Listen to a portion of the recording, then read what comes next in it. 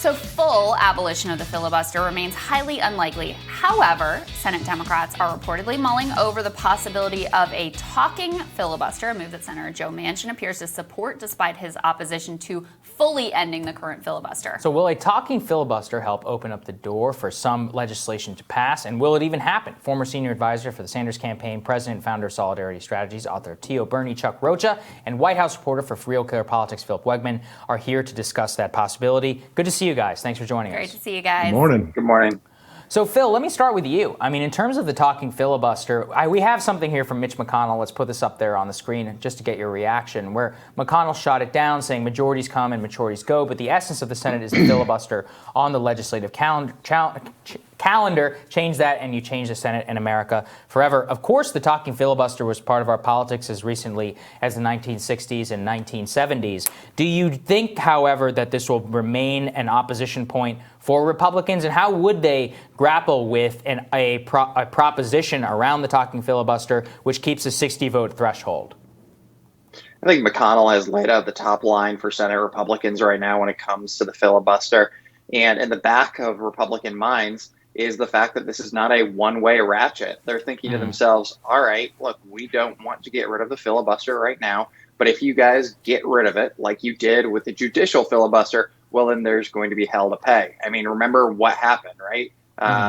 Harry Reid gets rid of the judicial filibuster.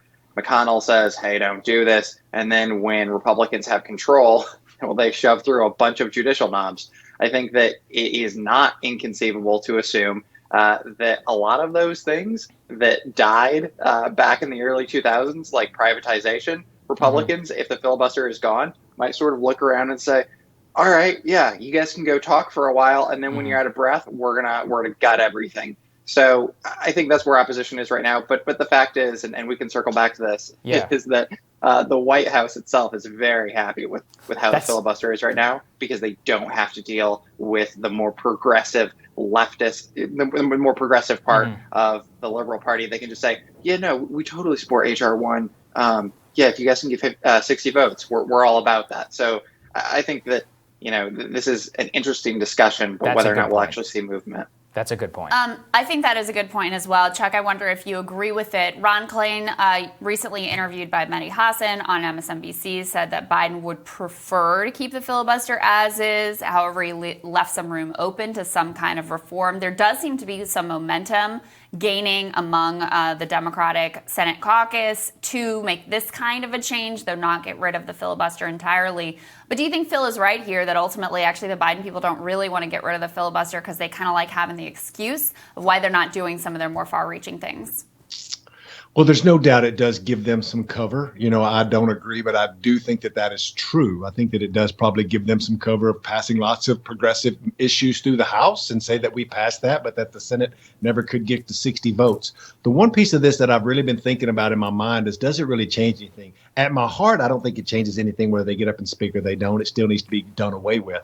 But politically, if there's some people up on the floor holding the mic and we cover that in the news, and then I can then turn and use those clippings of a party vehemently fighting against progressive values on the floor, like not giving people checks, then I can take that and make an ad that could affect some elections if I really had. Right now, it's just like, oh, yeah, they filibustered. What does that mean? Well, if I have footage of an actual filibuster, I could use that in ads against Republicans. Yeah, that's actually a good point. It's true. And I mean, that was kind of how it was seen at the time. Phil, go into more of the White House bit. I mean, you cover the White House there on a daily basis. Jen Psaki, coming out in a position often more, I wouldn't say right, left, center, or whatever, from Joe Manchin. So like Manchin is like, yeah, we're maybe open the door to this. And Psaki's like, no, that's not what President Biden wants to do. Talk through their calculus. From what I can tell, all they want to focus on right now is COVID relief and vaccines. They're like, we're going to go out on this multi-state tour. They're putting billions behind vaccine, education, and more. I mean, is that their calculus in terms of why they don't want to have this discussion right now?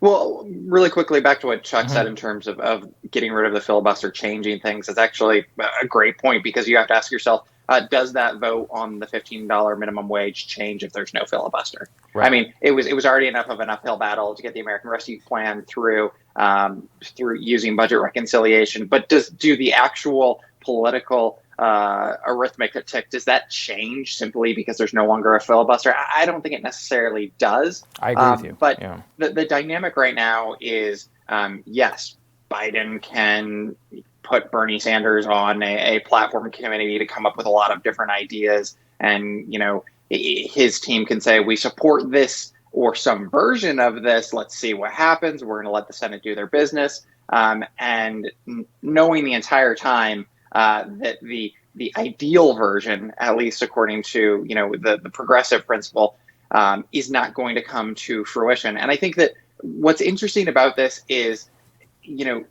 Biden likes to think of himself as the son of the Senate, and he has gone out there publicly and said that he opposes getting rid of the legislative filibuster. I know that, we ask Jen this question all the time, but if you ask it the right way, which is he said this to the New York Times at the beginning of 2020, does he still agree with what he said in that moment? The answer doesn't change. Yeah. Yeah. I mean, Chuck, okay, so let's say that they do reform the filibuster so that you have a talking filibuster. That just means that you have to hold the floor, right? You need 41 senators. You got to keep them together. You got to hold the floor. You got to be there talking. You actually got to work for it, right? I mean, these people are pretty lazy. So right now the filibuster is just the default setting, right? The onus is on the majority to overcome it, and they almost never do.